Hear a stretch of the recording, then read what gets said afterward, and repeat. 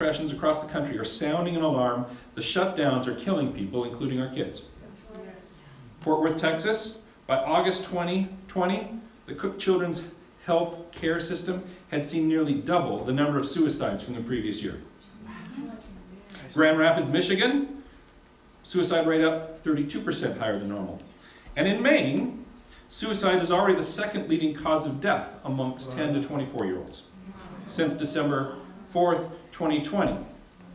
The governor there shut down Maine in a pretty radical way, locked it down, and there was this story here about this one boy. His grades were dropping, he felt locked in the house and isolated, and his suicide letter indicated that that's why he was ending it all, because he was isolated and locked in the house. Before that, he was a football star, smiling son. His father said everybody loved him.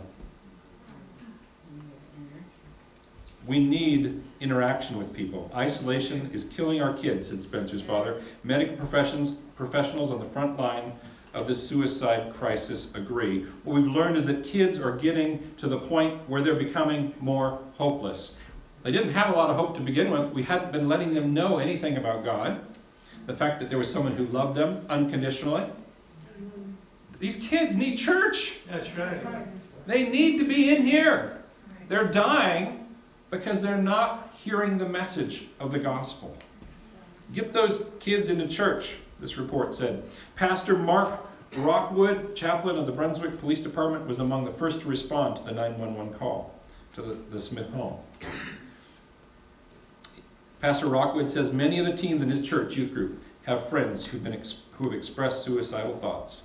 It's already a stressful time for many of them, and now, when they don't have the ability to have that social interaction with one another, that puts more stress on them. We all know this, right? I don't think I have to read more on that.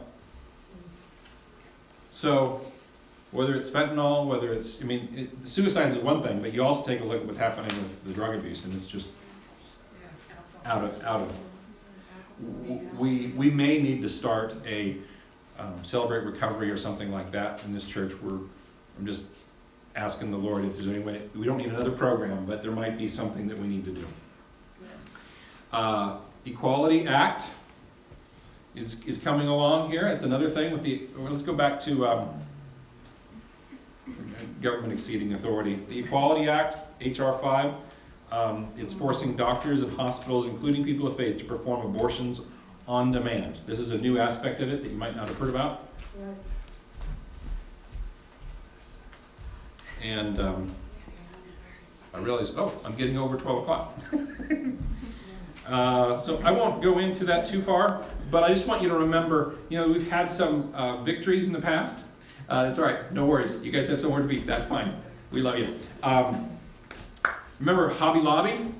They were trying to not have to pay for abortions for their employees, and they had to go to the Supreme Court to be able to win, thankfully, a chance to be able to not pay, because the owners of Hobby Lobby love the Lord and they don't think they should have to pay for someone murdering a child.